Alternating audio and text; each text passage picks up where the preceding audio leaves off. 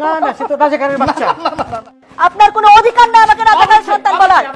বর্তমান সময়ের সবথেকে আলোচিত সংবাদ উপস্থাপিকা দীপ্তি চৌধুরী এবার নায়িকা হওয়ার প্রস্তাব পেয়েছেন।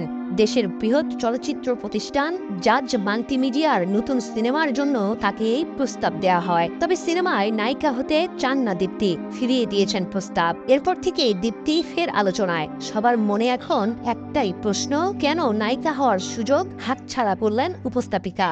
আমি একটা মুক্তিযোদ্ধা পরিবারের সন্তান। কোটা আন্দোলন চলাকালে আলোচিত টক শো টু দ্য পয়েন্টের একটি পর্ব উপস্থাপনা করে ব্যাপকভাবে পরিচিতি পান দীপ্তি।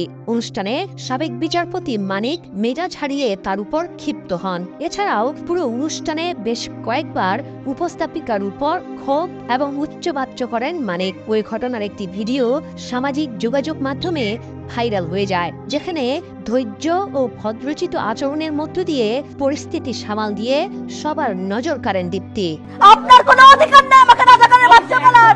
এরপরে এই দীপ্তিকে সমসাময়িক ঘটনা নিয়ে তৈরি হতে যাওয়া সিনেমায় নায়িকার প্রস্তাব দেয় জাজ মাল্টিমিডিয়া। প্রতিষ্ঠানটির কর্ণধার আব্দুল আজিজ জানান, সিনেমাটির গল্প চিত্রনাট্য লেখার কাজ প্রায় শেষের দিকে। এর জন্য নতুন মুখ খুঁজছিলেন তারা, তাই দীপ্তিকে নায়িকা হিসেবে চেয়েছিলেন তিনি।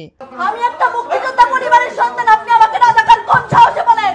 তবে বিনয়ের সঙ্গে নায়িকা হওয়ার প্রস্তাব ফিরিয়ে দিয়েছেন দীপ্তি। তিনি জানান, উপস্থাপনা তার পেশা, সঠিকভাবে এই কাজটি করতে প্রতিনিয়ত চেষ্টা করে যাচ্ছেন তিনি। এছাড়াও পড়াশোনা, লেখালেখি ও উন্নয়নমূলক কাজ নিয়েই ব্যস্ত থাকতে চান দীপ্তি, তাই অভিনয়ে যুক্ত হওয়ার প্রস্তাব ফিরিয়ে দিয়েছেন। এমনকি আগামীতে সিনেমা করার কোনো সম্ভাবনা নেই বলেও জানিয়েছেন তিনি। টিপিক্যাল মা একটা টার্ম আছে, যে মা সারাদিন শুধুমাত্র। আওয়ামী লীগ সরকারের পতনের পর নিজের অসংলগ্ন আচরণের জন্য দীপ্তির কাছে ক্ষমা চেয়েছিলেন সাবেক বিচারপতি মানিক। তবে গত 23 আগস্ট ভারতে পালানোর সময় সিলেটের কানাইঘাট সীমান্ত থেকে মানিককে আটক করে বিজিবি। একটু মুক্তি দিতে পারিনি, বরং অনেক ক্ষেত্রে বেড়েছে যে আমাদের মায়েরা এখন বাইরেও